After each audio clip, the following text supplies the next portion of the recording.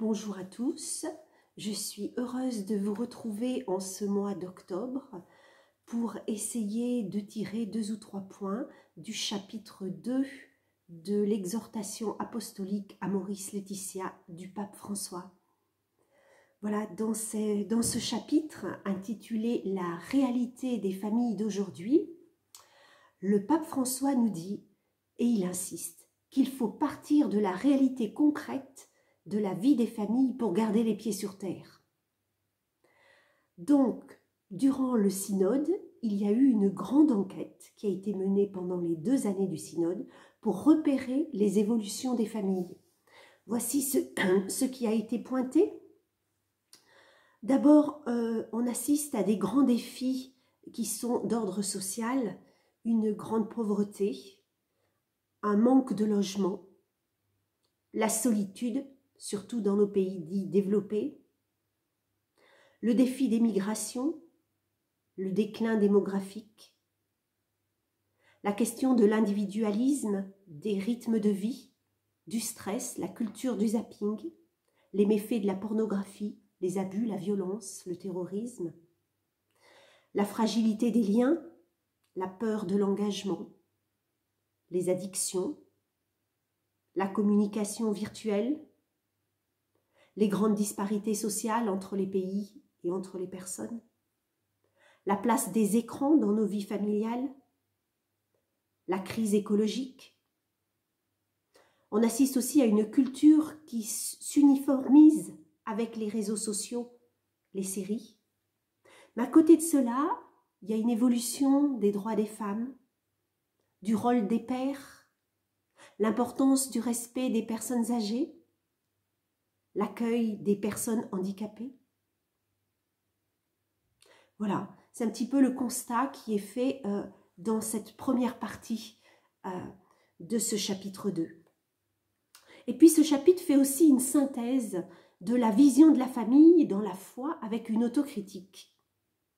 Notamment si on se réfère aux paragraphes 36 et suivants, 37 et 38, le pape nous dit que nous avons présenté un idéal théologique du mariage trop abstrait, presque artificiel, loin de la situation concrète des familles réelles.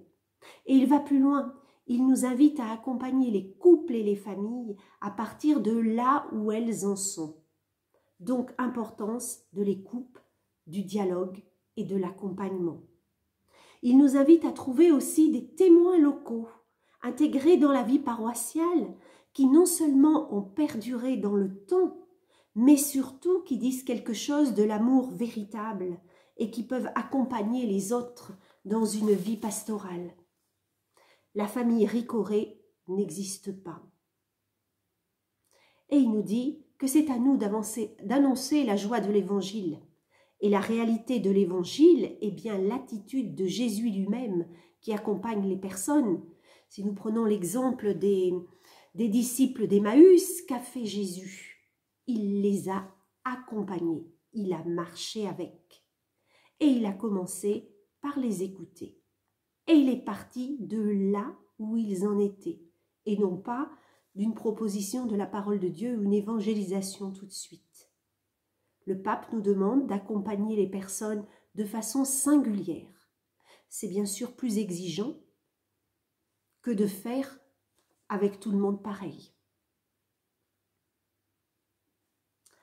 Il nous dit aussi que l'Église a besoin des familles. Les familles, elles sont partenaires de l'annonce de la foi, par leurs témoignages, leurs paroles.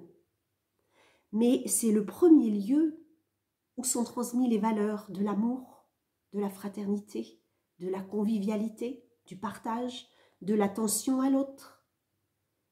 Les parents apprennent à leurs enfants dès le plus jeune âge à dire « pardon, s'il te plaît, merci ».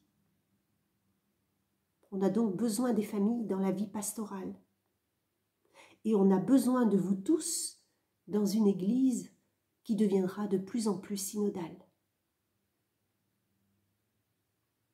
Je vous remercie et je vous dis au mois prochain pour parler du 3e chapitre.